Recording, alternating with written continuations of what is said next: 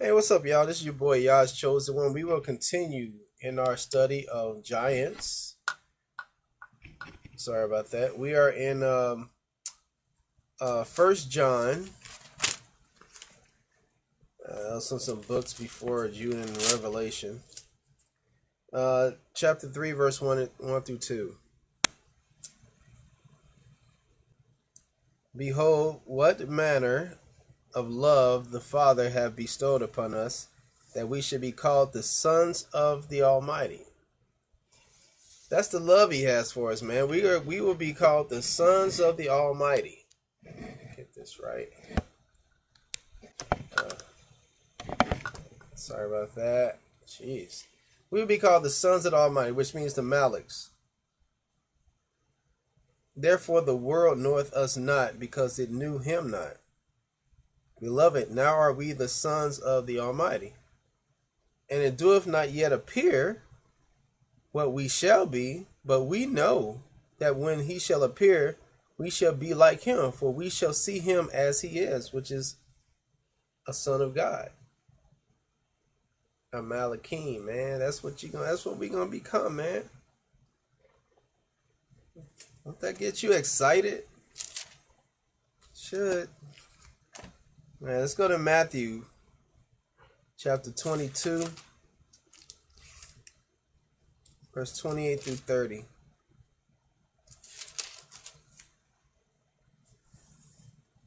Therefore, in the resurrection, whose wife shall she be of the seven? For they all had her. Yehoshua answered and said unto them, Ye do err, not knowing the scriptures, nor the power of the Almighty. For in the resurrection they neither marry, nor are given in marriage, but are as the Malaks of the Almighty in heaven. That's what you're going to become, man. You're going to be done with this terrestrial body, man, that can die. You'll be celestial. Let's go to Mark 12, verse 25. Mark 12, 25.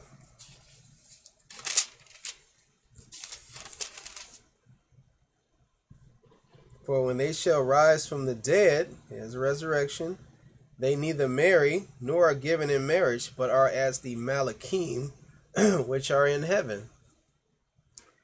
And again, we got Matthew and Mark reiterating that, and we had John in First John. We have them all reiterated what we are trying to become. We're trying to replace those angels. Let's go to the book of Jude. It's right before Revelation. And we're going to read Jude 1, verse 6 through 7. And wait a minute. Yeah. Sorry about that. Jude, there we go. And the Malakim, which kept not their first estate, but left their own habitation, He hath reserved in everlasting chains under darkness, until the judgment of the great day. That's where those fallen ones are right now. They're in chains of darkness. Even as Sodom and Gomorrah and the cities about them, in like manner giving themselves over to fornication and going after strange flesh, are set forth for an example, suffering the vengeance of eternal fire. Eternal fire. See, what you're pushing for in life is eternal life. These guys have eternal fire, and this is a fire that burneth the soul, the spirit. And if that Ruach is everybody, that spirit can't die. So that's like torture for life.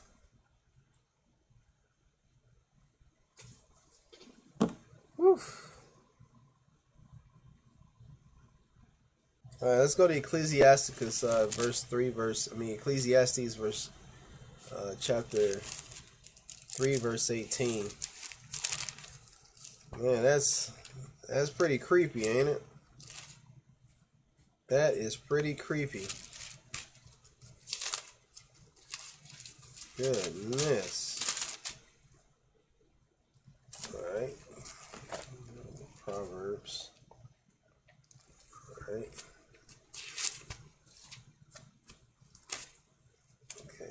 chapter 3, verse 18. I said in my heart concerning the estate of the sons of men, now we're talking about earthlings, that the Almighty might manifest them, and that they might see that they themselves are a beast. Wow. So we're like beast. Make sure I got this right. 3 verse 18. Okay.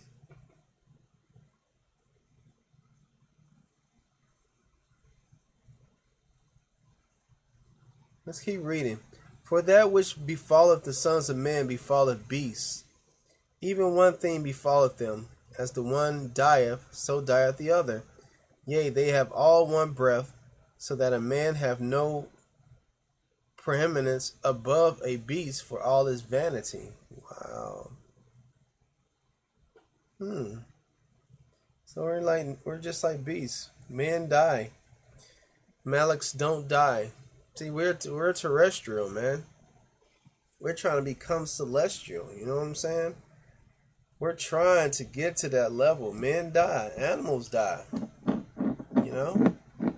Sure, Adam was placed above the beast. You know, he was a place above him, but in reality, we all die.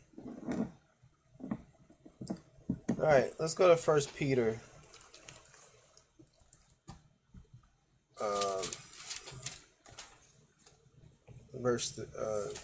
Chapter 3.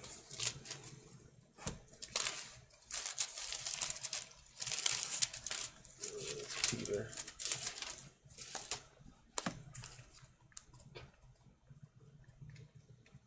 Alright. I'm going to start at the end.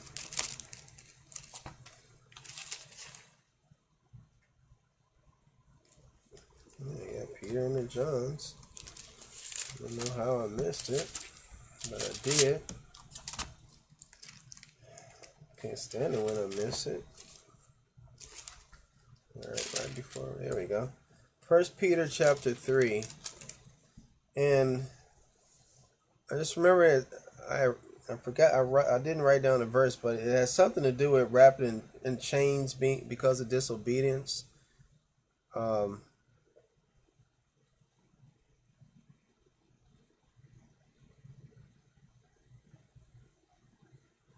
Oh man, I can't. I mean, if you know where it is, you can read up on it. But it is in this chapter.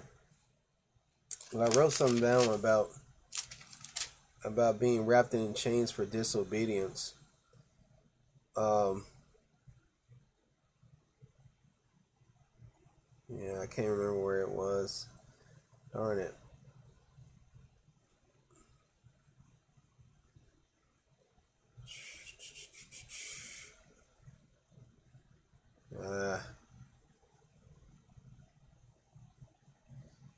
Anyway, I must have missed it. Anyway, let's go to Revelation chapter 9.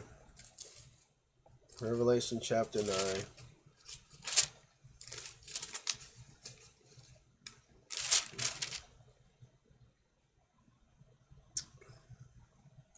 For some reason, I'm writing these down again about the bottomless pit and everything, and there's something coming out of the earth again.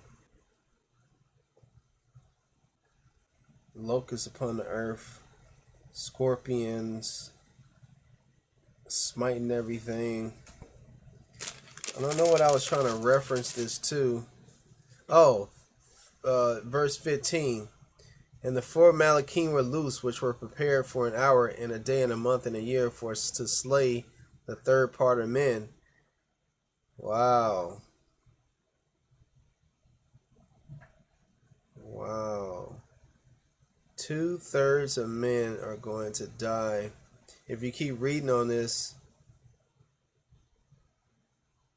holy cow. These Malaks, man, they have power. The Most High is going to unleash some power upon us, man. Not good. Not good at all. Let's go to Job chapter 4. Job chapter 4. What exactly were those angels charged with? Folly. Verse 18. Behold, he put no trust in his servants, and his malachim he charged with folly. Now, what was the reason why these fallen angels were placed down here? What is folly? Well, let's look. Let's go to Genesis 34, verse 7. Genesis 34, verse 7.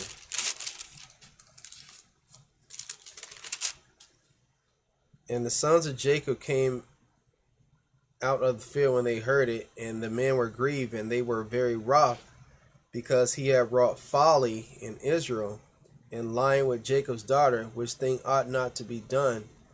So folly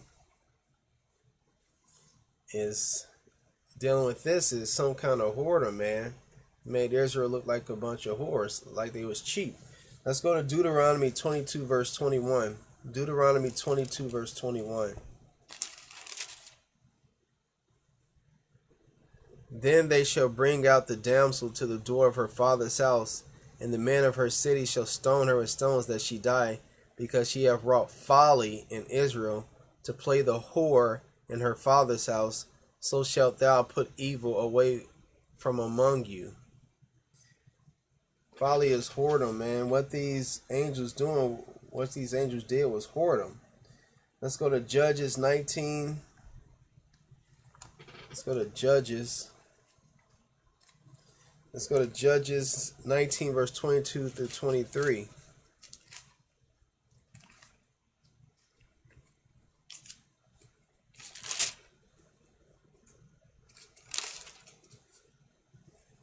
Now, as they were making their hearts merry, behold, the men of the city, certain sons of Belial, beset the house round about, and beat at the door, and spake to the master of the house, the old man, saying, Bring forth the man that came into thine house, that we may know him. These were queers, faggots. And the man, the master of the house, went out unto them and said unto them, Nay, my brethren, nay, I pray you, do not so wickedly, seeing that this man is come into my house. Do not this folly, this whoredom. Behold, here is my daughter, a maiden, and his concubine. Them I will bring out now, and humble ye them, and do with them what seemeth good unto you, but unto this man do not such a vile thing. Now, how about that? And then you can see what these men did in the town, but we see what folly is right there. All right, go to Judges 20, verse 6. And I took my concubine and cut her in pieces, and sent her throughout all the country of inheritance of Israel, for they had committed lewdness and folly in Israel. All right. So we're kind of seeing what folly is. We kind of see what these Malaks did, what these Malachim did to fall from heaven. Let's go to 2 Samuel 13. 2 Samuel. It should be before Kings. There we go. 2 Samuel 13, verse 10 through 20.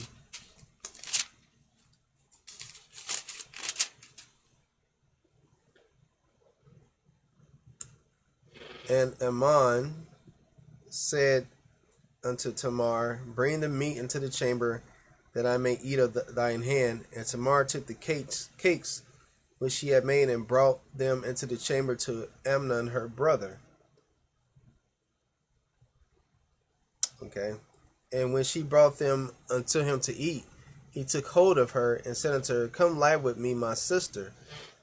So this dude wanted to lay down with his sister, man. And she answered him, Nay, my brother, do not force me, for no such thing ought to be done in Israel. Do not thou this folly. Getting to see what the word folly is? Let's go to Judges 20, verse 6.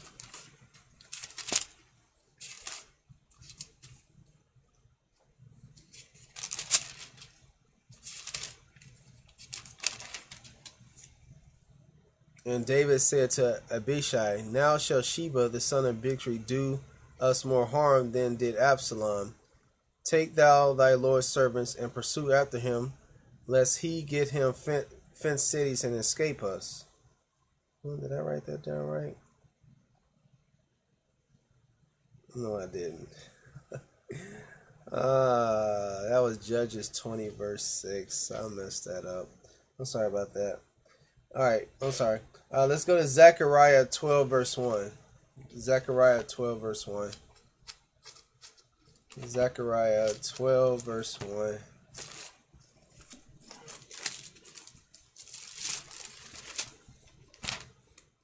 Alright, Zechariah 12 verse 1. Zechariah.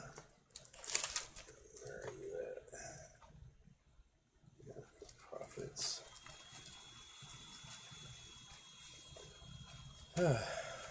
Gosh. Gotta get better at this. Alright, so Zechariah 12 verse 1. I'm sure you're already there. Just bear with me, okay? Alright. Second to last prophet. Okay. There we go. Alright, Zechariah 12 verse 1. And the burden of the word of Yah for Israel, saith Yah, which stretcheth forth the heavens, and laid the foundations of the earth, and formeth the spirit of man within him. Formed the spirit of man within him. The spirit of man. So, deep within you, man, there is a celestial. Your body is terrestrial.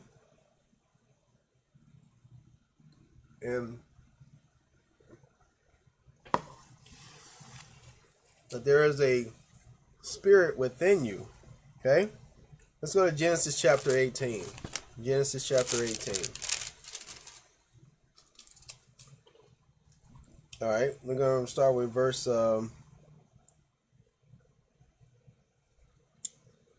we'll just start with verse 1. And there came two Malaks to Sodom at even, and Lot sat in the gate of Sodom, and Lot seeing them rose up to meet them, and he bowed himself with his face toward the ground. And he said, behold now, my lords, turn in, I pray you, into your servant's house, and tarry all night, and wash your feet. Look at this. So these wasn't some spooky dudes, man. They wasn't some spirits, man. These Malaks, forget what Hollywood is showing you, man. These Malaks can touch, they can feel. We have here Lot wanting to wash their feet. And you shall rise up early and go on your ways. And they said, nay, but we will abide in the street all night. And he pressed upon them greatly, and they turned into him and entered into his house, and they can speak to you. And he made a feast and did bake unleavened bread, and they did eat. Now see, now two things. Unlike what they show you in Hollywood, these things can be touched, they can be felt, and they can eat, obviously. And obviously they eat an unleavened bread. That's what the Hebrews eat. But they eat unleavened bread. So no, wash your feet, sit down. Verse 4, but before they lay down, the men of the city, even the men of Sodom, compassed the house round, both old and very young, all the people from every quarter. And evidently,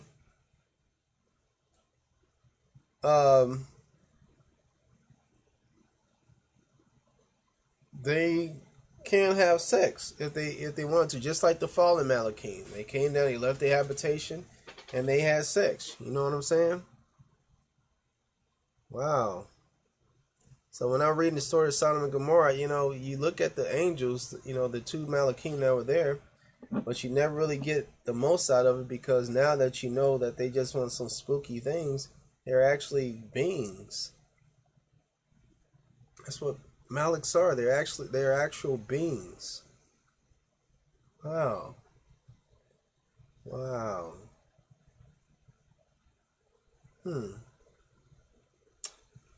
All right, let's go to I think it's Psalms Book of Psalms. There we go. Psalm 78, verse 25.